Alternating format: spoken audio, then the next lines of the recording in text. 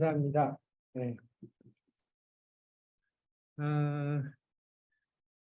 예, 그 혐오에 대한 개념, 또 사례, 또 혐오가 갖는 해악, 그다음에 원인, 또 대응, 또 우리들의 과제에 이르기까지 이렇게 혐오에 관한 전체적인 말씀을 해주셨습니다. 혐오에 대해서 저희들이 사고할 수 있는데 큰 도움이 됐을 것 같고요. 일단 자연스럽게 뭐 말씀하신 내용 중에서나 아니면은 뭐 또 말씀 들으면서 이렇게 생각난 게 있으면 자연스럽게 얘기하는 시간을 갖도록 하겠습니다. 참고로 아까 말씀드린 것처럼 오늘 그 공론장 하고 그 바로 옆에 현장에서 지금 방송을 하는 거라서 여기가 9시까지만 한대요. 그래가지고 네, 앞으로 한 30분 정도 남았네요. 그 시간을 좀 알차게 보내도록 하겠습니다. 예, 누구든지 뭐 자연스럽게 예, 평상시 궁금했던 것도 좋고 예, 말씀 시작해 주십시오. 네. 최현정 선생님 손 든 거예요? 아니면 손든 건 아닌데 네. 혐오 이런 걸 했을 약간 그런 거에 대해서 그 지역적인 아까 말씀하신 지역적인 이런 뭐 코로나 때 어디 서울 병원 가기도 사실 여기 저 대구 경북에 살아서 병원 가기도 힘들기도 했고요. 뭐 뭐라고 해야 되지? 최근에는 그냥 저는 아무 상관도 없는데 지나가는 집회장에서 막 개딸들이라고 공격을 받아본 적도 있어요. 생각지도 않은 그런 공격을 받아본 적도 있고, 특히 제가 이제 지역에서 엄마들이 많이 활동하는 맘카페를 운영하다 보니까 맘충? 그러니까 맘충 이런 얘기를 되게 많이 들었거든요. 아무런 상관도 없는, 제가 이런 지역 사회에 활동하는 거하고 아무런 상관이 없는데 비방하는 댓글에 좋은 일이나 해라 맘충들 뭐 이런 식으로 뭐 에라 봐라 맘충 이런 거 있잖아요.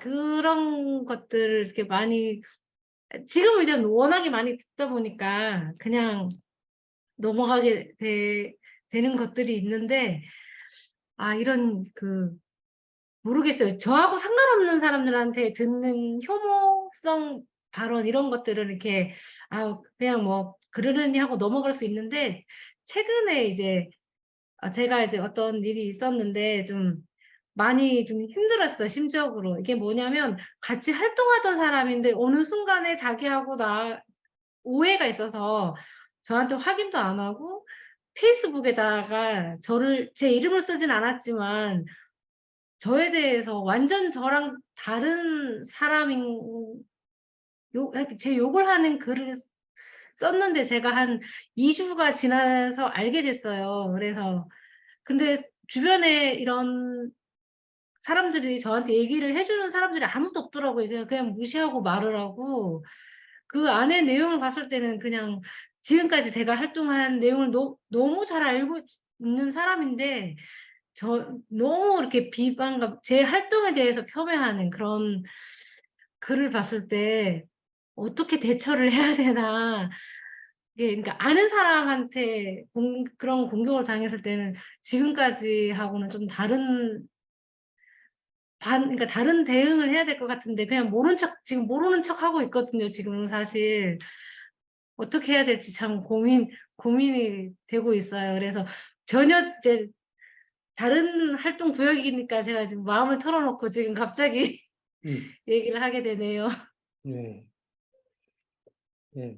그 시간을 좀 효과적으로 활용하기 위해서 몇 분 이렇게 질문거리를 말씀을 듣고 좀 이렇게 말씀해 주시고 그렇게 하는 게 좋을 것 같습니다. 전예실 선생님 아까 손 드셨죠? 전예실 선생님 충북문화재단. 네, 말씀하십시오. 예, 안녕하세요. 반갑습니다. 저는 충북문화재단에서 일하다 보니까요. 그 문화예술로 아까 교수님께서 말씀하신 혐오 문화를 근절하기 위한 아니면 뭐 그거에 대한 효과적인 대처 방안이 저는 문화예술이라고 생각을 하거든요. 그래서 지금 문화 다양성 사업이나 이제 전국의 문화재단들이 문화 다원주의나 문화 다양성 사업들을 하고 있고, 근데 이제 주로 이제 다문화 사업들이거나 이제 일부 장애인들 대상 사업들이 좀 하고 있는데, 그게 사회 전반적인 혐오 문화나 이런 거에 대한 대처나 그러니까 사전에 이제 문화 안전망을 구축하기 위한 사업으로 이렇게 확대 발전되고 있지 않아요. 근데 저는 이제 전국에 있는 문화재단들이 기초문화재나 광역문화재단에서 굉장히 147개 이상 되니까 그 전체적인 그런 혐오 문화 근절에 좀 플랫폼 역할을 했으면 좋겠고, 그러기 위해서는 아까 말씀드린 그냥 문화 다양성 사업이나 문화 다원주의 사업들이 다만 특정 어떤 타겟이나 집단에 대한 뭐 이런 정도의 프로그램들이 아니라 사회 전반에 이 혐오 문화와 자살률 OECD 국가지금 1위인 거 저도 맨날 강조하고 다니는데, 청소년 자살률도 굉장히 급증하고 있고 노인 빈곤율, 뭐 이런 것도 거의 OECD 국가 1위잖아요. 그래서 그런 문화들을 지금 다 혐오에서 비롯된다는 그 근본적인 구조를 지금 오늘 듣게 돼서 너무 감사한데, 그런 거를 이제 문화재단의 문화 다양성 사업이나 이런 걸 통해서 어떻게 사회 전반적으로 이렇게 서로 존중하고 포용하고 혐오를 배제하는 문화를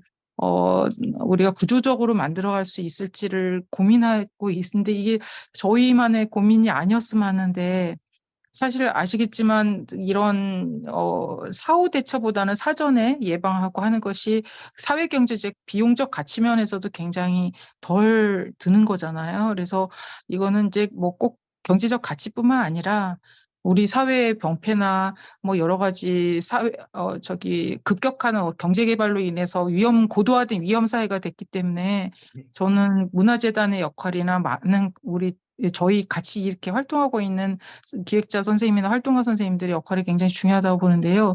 그래서 교수님한테 뭐 말씀드리는 거는, 아까 이제 근절이나 해결 방안이 사실 좀 오늘 조금 시간상 관계상 조금 덜 나온 것 같은데, 그런 구조적인 문화예술로 문화 안전망을 구축하는 거에 대한 혹시 고민 지점이 있으셨으면 공유해 주시고, 아니면 앞으로 협력을 좀 했으면 좋겠다는 제안을 좀 드려보면서 이만 마치겠습니다. 네, 문화예술 혐오를 예방하기 위한 문화예술의 역할에 관한 말씀 주셨고요. 또, 최순덕 선생님, 본인 소개 잠깐 하시고 질문하시죠. 네. 소리. 안녕하세요. 네, 너무 감사합니다. 저는 들리시나요? 네, 잘 들려요. 네, 들리세요? 네, 잘 들립니다. 저는 의정부에 살고 있는데요. 음. 네, 교수님 오늘 강의 평소에도 굉장히 관심이 많아가지고 오늘 좀 주의 깊게 들었는데, 아까 말씀하신 것 중에 그 혐오가 어떤 원인에 있어서 어떤 사회적 위기 말씀하셨는데, 지금 저희가 경제적으로 지금 굉장히 침체되는 상황이고, 경제적 위기에서 더 나빠지면 나빠지지 더 나아지지는 않을 거라고 생각하는데, 이 경제적 위기에서 아까 교수님께서 어떤 희생양을 이렇게 찾기 시작한다라고 하셨잖아요.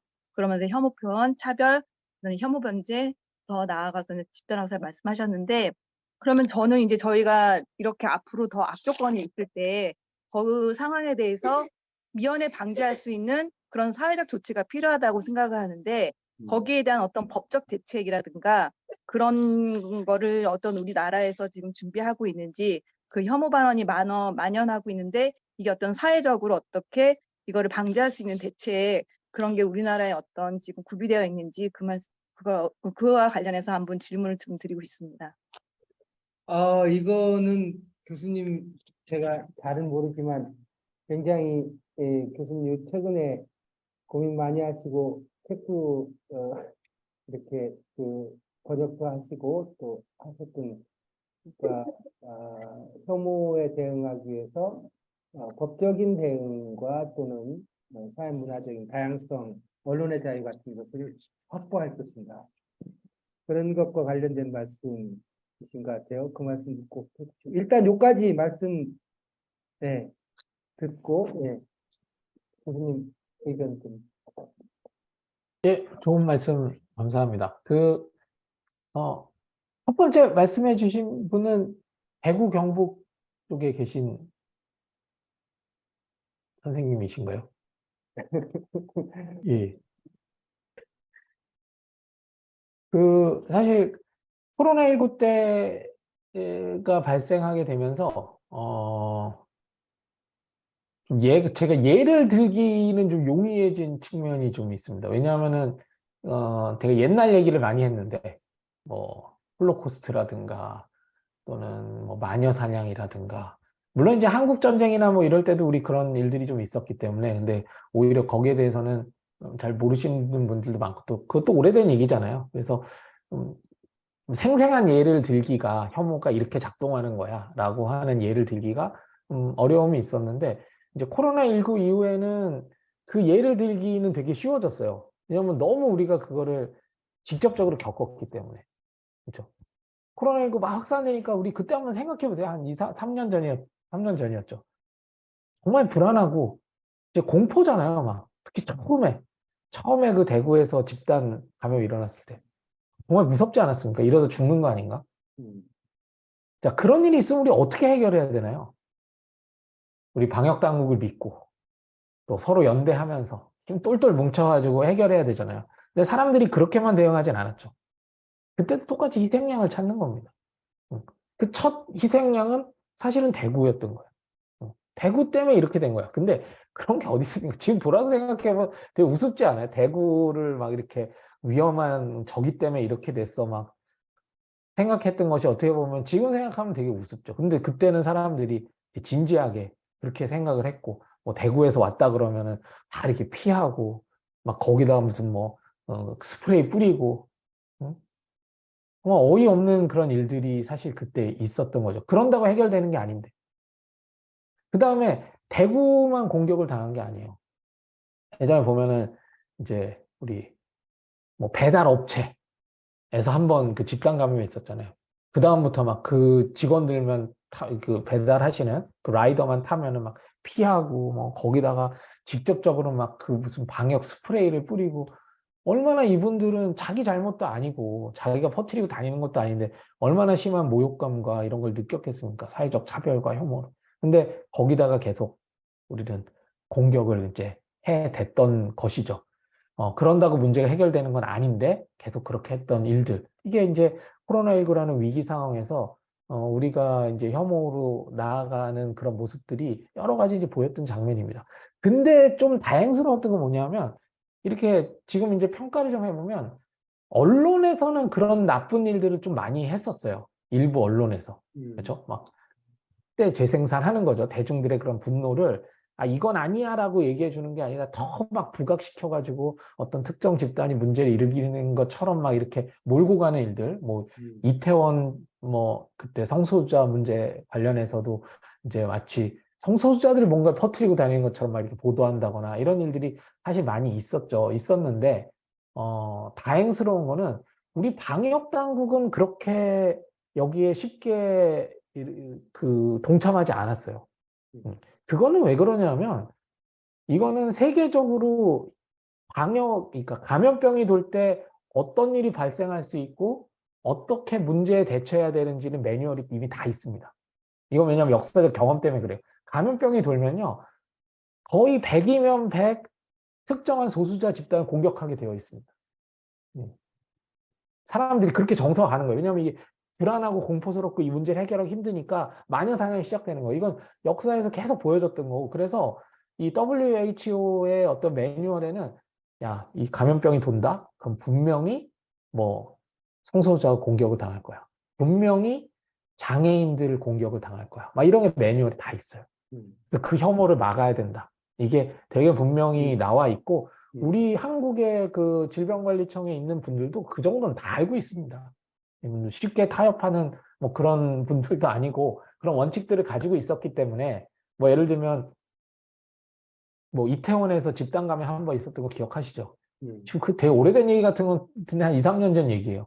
근데 이태원 집단 감염 있을 때도 언론에서는 막 그렇게 하는 경우들이 일부 있었지만 질병관리청과 뭐 서울시나 이런 데에서는 아, 이게 혐오로 풀 문제가 아니다. 오히려 그 집단을 공격하잖아요. 그럼 오히려 검사받으러 안 와요. 오히려 아, 우리는 너희들 차별하려는 거 아니야. 근데 거기서 어쨌든 감염이 있었으니까 빨리 검사 받아. 서울시에서는 익명 검사도 해줬어요. 그래서 이례적으로 그렇죠? 왜냐면 자기의 어떤 정체성이 노출되는 거 좀 이렇게 꺼리는 그런 사람들이 있었거든요. 당연히 사회적 약자 집단이다 보니까. 그래서 이분들을 위해서 익명 검사 해주겠다. 안전을 보장하고 그리고 혐오로 풀 문제 아니다. 이런 메시지를 지속적으로 이 방역 당국이나 또는 지방자치단체장들이 줬기 때문에 그나마 우리 혐오가 확산되는 것을 좀 최소화시킬 수 있었던 부분들이 분명히 있었습니다. 그래서 여기서 여러 가지가 보여지는 거죠. 혐오가 어떻게 확산되는지도 우리가 한번 봤고, 또 지도자의 역할, 또 이런 것들이 얼마나 중요한지 이런 것도 한번 볼 수 있었던 게 이제 코로나19. 사실 코로나19 너무 중요해가지고, 제가 코로나19와 혐오만 가지고도 2시간 강의를 3시간 이렇게 할 수 있을 정도로 중요한 건데, 어쨌든 간단히만 보면 그런 거고요. 그다음에 문화예술 너무 중요합니다. 문화예술은 저는 2가지 차원에 중요하다고 생각해요. 하나는 그냥 사회적 인식을 좀 좋은 방향으로 되돌리는데 굉장히 유효한 부분들이 있습니다. 100마디 말을 하는 것보다 뭐 어쩔 때는 한 편의 영화가 더 많은 영향을 줄 때도 있고 우리가 모든 걸 직접 경험할 수는 없잖아요. 그럼 어떤 간접 경험으로 또 문화가 하는 역할들이 있습니다. 혐오를 줄이는 가장 좋은 방법 중에 하나는 그 집단하고 많이 소통하고 하다 보면 많이 줄어드는 부분들이 분명히 있거든요. 근데 직접 경험할 수는 없잖아요. 그러니까 예를 들면 이주노동자 혐오 아무래도 같이 지내다 보면 아 이거 그냥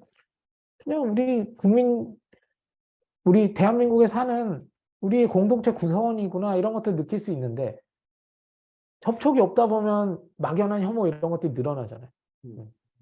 근데 어디가 어떤 좋은 문화예술을 통해서 그들의 어떤 고통이라든가 아픔이라든가 또 우리 같이 살고 있는 공동체 구성원이라구나라는 것들을 많이 인식할 수 있게 해준다면 되게 큰 힘이 될 수 있죠. 좋은 어떤 간접 경험이 될 수 있고요. 그런 것도 있고 또 문화예술이라는 게 꼭 우리가 이렇게 수동적으로 보는 것만은 아니잖아요. 같이 참여를 한다는 거죠. 이것도 굉장히 중요한 겁니다. 이것도 또 우리가 어떤 엉뚱한 쪽으로 안 빠지는데 우리 어떤 사회적 불만이나 분노가 어떤 문화예술로 뭐라고 표현해야 돼? 좀 승화된다고 해야 되나? 뭐 거기서 이제 좀 풀어지는 부분들. 아까 제가 광화문 그 노인들이 있는 집회 말씀드렸는데 그분들도 좀 재밌는 이런 문화예술적인 체험 같은 것들이 우리 노인들을 위해서 충분히 주어진다면 그들의 분노와 뭐 이런 것들이 과연 저렇게 어떤 격정적인 분노와 혐오로만 갈까? 좀 다른 방향으로 좀 풀릴 수 있지 않을까? 좀 이런 생각도 많이 했었거든요. 그래서 이제 문화예술의 그런 가치들, 이 혐오를 확산을 막고, 그 다음에 뭐 연대와 어떤 다문화의 가치들을 확산시키는데 굉장히 중요한 역할을 할 수 있는 게 또 문화예술이라고 생각을 합니다. 뭐 참고로 저는 저 혐오 관련해서 주로 이렇게 해왔었는데 미국 오기 전에는 굉장히 좋은 또 이렇게 연결 지점들이 있었는데 이게 어디냐면 이제 문화 다양성 운동을 하시는 분들하고 또 이렇게 만나게 됐어요. 근데 이 같은 거더라고요. 저는 이제 혐오하지 마에 가깝다면 좀 문화 다양성 운동을 하시는 분들은 조금 더 긍정적인 가치들을 주로 저는 부정적인 것들을 하지 마에 더 가까웠다면 이분들은 좀 긍정적인 것들을 더 이렇게 고양하는 그런 역할들을 하고 계시더라고요. 그래서 어차피 목표와 뭐 문제의식이 같기 때문에 굉장히 만날 수 있는 지점들이 많아서 너무나 또 즐겁게 작업했던 그런 경험들도 있었던 것 같습니다. 그 다음에 이제 법적 대안, 뭐 정책적 대안 이런 거 말씀해 주셨는데, 그거는 제가 그림 보면서 이제 말씀드리면은 오늘 뭐 시간이 없어서 말씀은 많이 못 드렸습니다만, 아까 이제 그 그림이 있었잖아요. 예. 여기 이제 그림 보시면은, 이제 여기에 대해서 각각 어떤 법적, 제도적 대응이 필요해요. 일단 혐오 표현에 대해서는 혐오 표현을 금지하는 법이 있을 수 있습니다. 해외에는 대부분 있습니다. 미국 정도를 제외하고는 유럽에는 모두 혐오 표현을 금지하는 법들을 가지고 있습니다. 뭐 형사처벌도 됩니다. 심지어는. 그다음에 차별. 차별은 뭐 OECD급 나라에는 다 차별을 금지하는 법들이 다 있습니다. 그다음에 혐오 범죄. 혐오 범죄도 마찬가지로 혐오 범죄를 처벌하는 법들을 또 대부분의 나라는 가지고 있습니다. 뭐 주요 국가들이죠, 물론. 또 집단 학살에 대해서 처벌하는 법도 또 가지고 있습니다. 근데 한국은 어떨까요? 한국은 이 중에 무슨 법이 있나요? 이 네 가지를 해결하는 것 중에. 혐오 표현에 관련해서는 공식적인 법제는 일체 없습니다.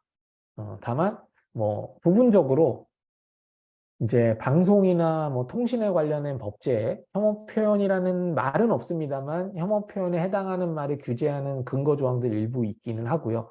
그다음에 또 서울시에서는 학생인권 조례에 혐오 표현을 할 경우에 이제 일정한 조치를 취할 수 있는 근거 조항이 있는 정도 말고는 여기에 대해서 특별한 책이 없는 그런 상황입니다. 그다음에 차별은 굉장히 중요한 부분인데 왜냐하면 표현을 과연 규제해야 될까 이런 논쟁들이 좀 있을 수 있잖아요. 근데 차별은 뭡니까? 불이익을 준 거예요. 당연히 이거는 심각한 문제죠. 예, 여기에 대해서는 법으로 해결할 거냐 말 거냐의 문제가 좀 논쟁이 됩니다만 차별에 관련해서는 그런 논쟁이 없습니다. 이건 당연히 법으로 해결해야 되는 부분이에요. 그럼 우리는 차별을 금지하는 법이 있나요? 한국에는? 없진 않아요. 한국에서 차별이 허용되어 있지는 않습니다. 근데 근거법이 되게 애매해요. 한국에는 장애인 차별금지법이 있는데요. 그렇죠. 장애인 차별금지법 같은 부분적인 법들이 있죠. 네네, 그렇죠? 장애인 근로기준법에도 차별금지법만 있고, 네, 네. 근로기준법에도 차별을 하지 말라는 조항은 물론 있습니다. 그래서 곳곳에 산재되어 있어요. 비정규직 차별금지법도 있죠. 그렇죠? 이렇게 곳곳에 산재는 되어 있는데 이 포괄적인 차별금지법이 없다 보니까 이 빈 곳들이 다 채워지지 않은 그런 상황입니다. 그래서 대부분의 선진국에서는 포괄적인 차별금지법이 있고 그다음에 개별적으로 뭐 장애인이나 여성이나 이런 부분적인 차별금지법이 이렇게 조화를 이루면서 전체를 이렇게 딱 짜고 있는데 우리는 체계적인 대응이 아니라 장애인 차별금지법 중요하다고 하니까 그거는 어떻게 이제 제정이 됐고 또 뭐 연령차별금지법도 있거든요. 그 연령차별금지법은 고용 영역에서만 해당합니다. 그 고용 영역에서 연령을 이유로 차별을 금지하는 법제는 또 가지고 있고 그런 식으로 이제 일부 부분에서 그때그때마다 대응은 했습니다만 좀 체계적인 대응은 부재한 상태.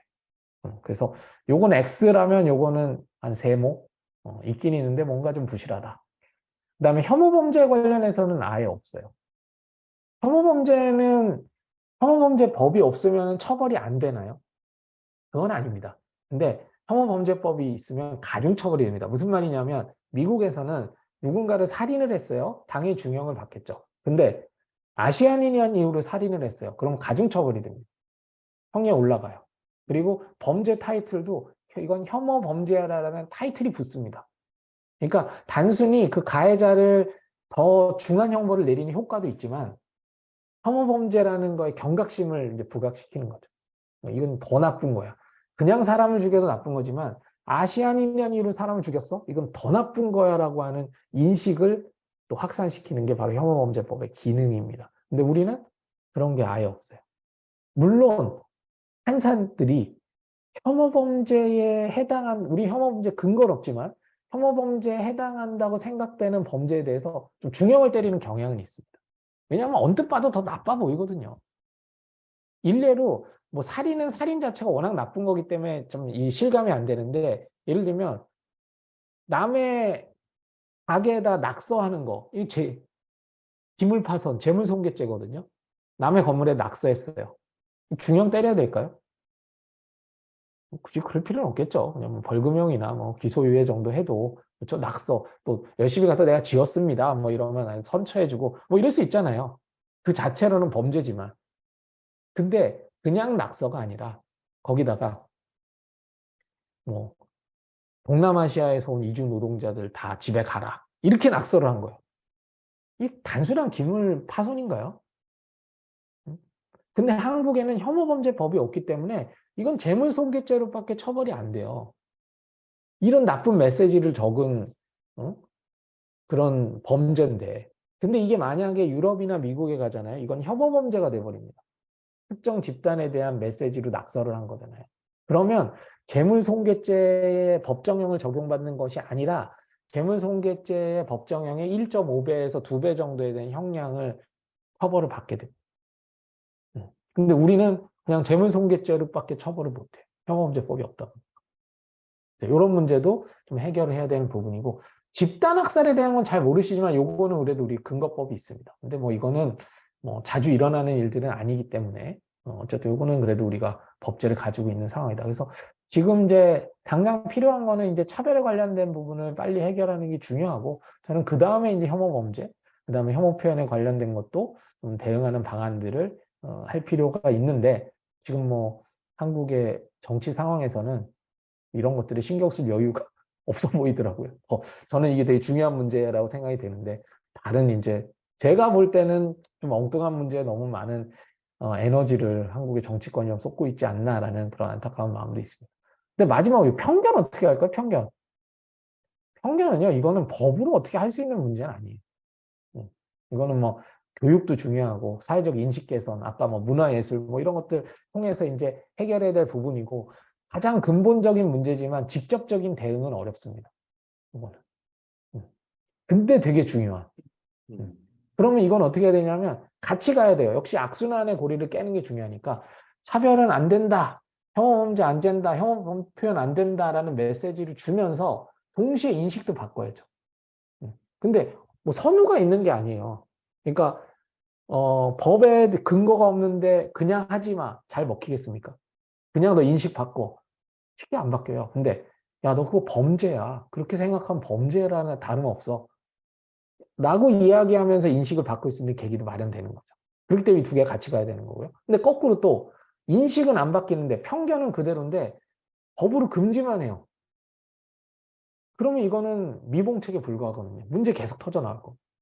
그러니까 같이 가야죠. 금지는 금지대로 하고 법적 대응 법적 대응을 하되, 그 문제의 근원에 있는 편견을 해소하려는 노력도 같이 갈 때 이 문제가 전체적으로 해결이 될 거다. 이렇게 말씀드릴 수 있을 것 같습니다. 이 문제를 제가 말씀을 못 드려서 너무 아쉬웠는데 또 이렇게 질문해 주셔가지고 말씀드릴 기회를 또 가질 수 있었습니다. 아, 예. 예, 많은 도움이 됐을 것 같고요. 지금 54분이네요. 저희들이 아까 말씀드린 것처럼 9시까지밖에는 이 공간을 사용할 수가 없어서, 그래도 짧게라도, 예, 혹시 짧게 질문하실 분 한 분 정도만 더 말씀하시고요. 우리 광양에서 오신 박발진 선생님, 아까 인사 시간은 못 가졌네요. 유한호 이사장님, 전아영 선생님, 손승락 광주 선생님, 또 이혜주 선생님, 예, 많은 분들이 참여를 하셨습니다. 진재근 인천 선생님도 참여하셨고요.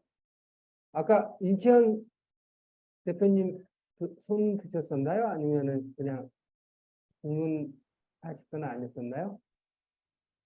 시간이 부족한 관계로 네, 네, 네. 간단하게 질문하고 간단하게 답하고.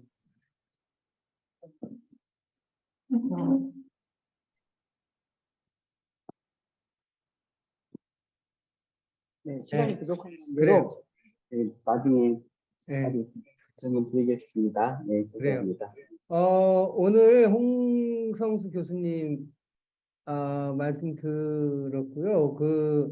이제 홍성수 교수님 쓰신 책 같은 거나 아니면 논문을 이제 읽으면 이전보다 훨씬 더 이해가 잘 갈 것 같습니다. 기본적인 틀을 좀 잡아주셨으니까. 그리고 이 혐오와 관련된 거는 우리가 지역에서 활동하고 이렇게 사람 만나고 할 때도 자주 경험하는 것이고, 또 우리가 또 그런 문제를 돌파해야 될 역할을 또 부분적으로 해야 되기 때문에 늘상 고민해야 될 것 같습니다. 저는 오늘 교수님 말씀 들으면서 법적인 문제 해결이나 문화적인 문제 해결과 더불어 우리 공론장에서 공론장을 통해서 상호 이해와 공감대를 형성하는 이 공론장 역시도 이런 혐오 문제를 해결하는 데 있어서 중요한 기여를 할 수 있겠다 이제 그런 생각이 좀